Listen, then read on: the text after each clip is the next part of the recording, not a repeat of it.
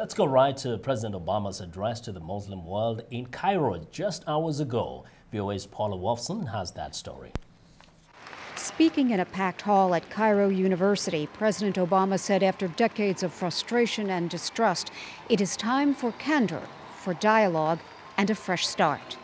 I've come here to Cairo to seek a new beginning between the United States and Muslims around the world, one based on mutual interest and mutual respect.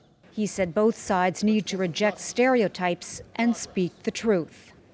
But I am convinced that in order to move forward, we must say openly to each other the things we hold in our hearts and that too often are said only behind closed doors. There must be a sustained effort to listen to each other, to learn from each other, to respect one another, and to seek common ground. Mr. Obama said they must face their differences head-on and forge a partnership to confront joint challenges, from violent extremism to Iran to the Arab-Israeli conflict. Turning to the peace process, the president called for a dose of reality. Using the term Palestine, he said the U.S. does not accept the legitimacy of Israeli settlements and that both sides must acknowledge the right of the other to exist.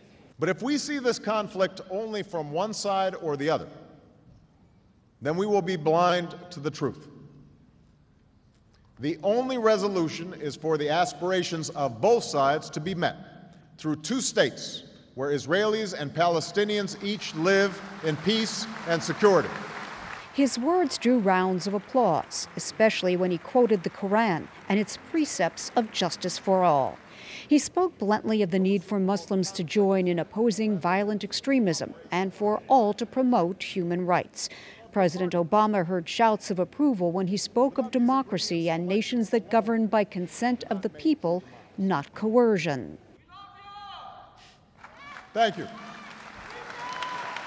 Mr. Obama did not mention any names, but human rights groups have raised concerns about Egyptian President Hosni Mubarak. President Obama met with the Egyptian leader before the speech.